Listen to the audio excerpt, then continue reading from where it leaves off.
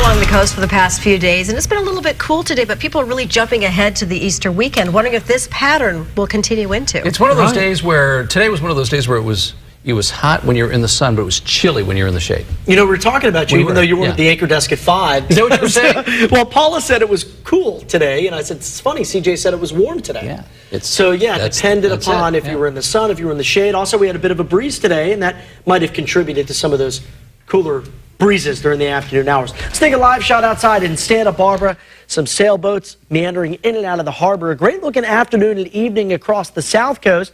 A little bit hazy out there, but at least we cleared away that morning low cloud and fog coverage that blanketed many of our coastal and valley areas through about the lunchtime hour. Santa Barbara right now 63 degrees, 63 in Santa Maria, down to 61 currently in Lompoc, still 67 in Ventura. The hot spot still inland around 87 degrees in Paso Robles. Looking at the satellite radar composite, we are noticing a lot of that gray shading up and down the coastline.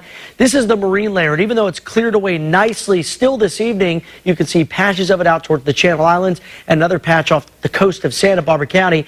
With the onshore flow in place, this becomes more widespread and spreads back inland during the overnight hours. And this marine layer pattern more indicative of what we would see in late spring or early summer, and not really indicative of a wet period in your forecast. Let's recap. Speaking of which, the Santa Barbara rainfall for the rainy season began back on July 1 of last year. We have only seen 39% of average. Santa Maria, look at this, under 5 inches of rain for about a 10.5-month period of time, and that is just 33% of average for the Santa Maria Valley. Now, other parts of the country, even the West Coast, are getting hammered tonight. The Seattle metro area could see between 1 and 3 inches of rainfall over the next 48 hours.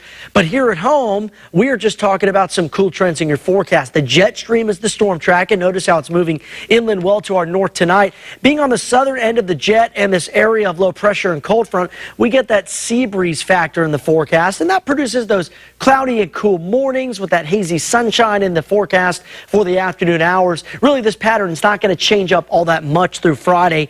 Then by the weekend, we'll shake things up and add some more sunshine and some warmer temperatures. In fact, by Easter Sunday, daytime highs going to be a good 10 to 15 degrees warmer than what we saw today. So keep that in mind as you're making those Easter Sunday plans. Santa Barbara, 68 degrees tomorrow, 68 as well, and Montecito with some mid-60s out towards Goleta and Carpinteria. Looking at the Central Coast area, 64 for the afternoon high in Lompoc, a cool 63 in Gaviota. But inland areas certainly warmer than what we'll see at the coast, although everyone's cooler than what we saw earlier in the work week. 80 in Paso Robles, 69 for Napomo with temperatures in Ventura County topping out in the mid-60s to middle 70s. Santa Barbara 7-day forecast complete with that hot pink Easter bunny hopping up and down on Easter Sunday.